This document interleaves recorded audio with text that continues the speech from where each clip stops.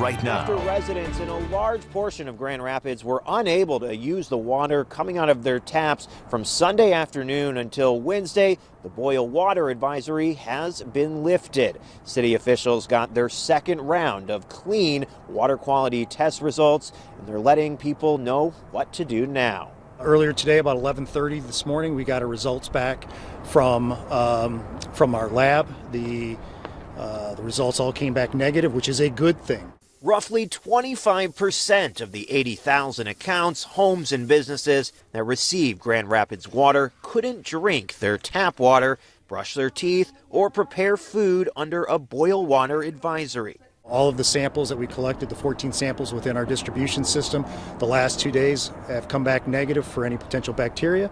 All clear after a water main break that happened early Sunday afternoon near Leonard and Union. We've been monitoring chlorine residuals at each one of our locations that we've sampled at, and everything is within the normal parameters of what our typical monthly operating reports are when we submit those to Eagle.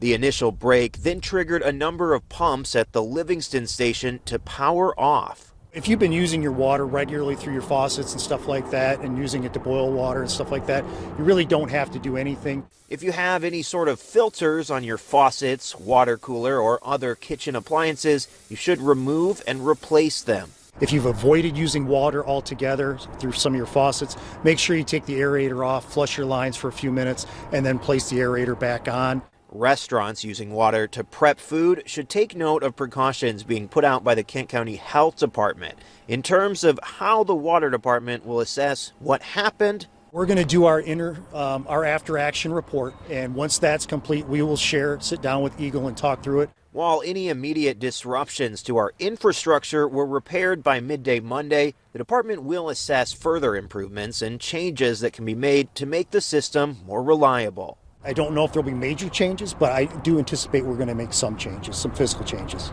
In regards to the water department issuing credits or refunds to people affected by these issues, they say at this point they are not planning to do that. In Grand Rapids, Michael Martin, Fox 17 News. Now, this was an issue with a huge impact. About 25% of the more than 80,000 accounts the city services were affected. So let's take a look at how we got here, okay? The main water break, that happened at 12:25 Sunday afternoon on the city's northeast side.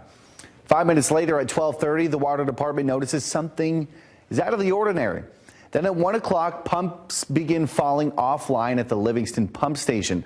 30 minutes later, the city starts receiving phone calls and Facebook comments because people started to notice a change in water pressure.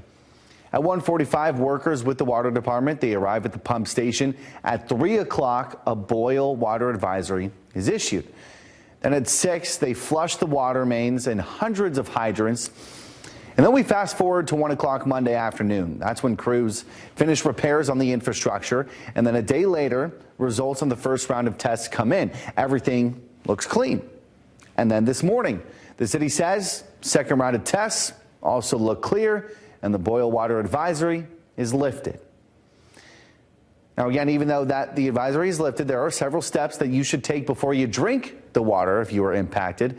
Michael Martin went through those just a moment ago, but we also have a bunch on our website right now. And if you still have any questions after that, you can contact the city by calling 311.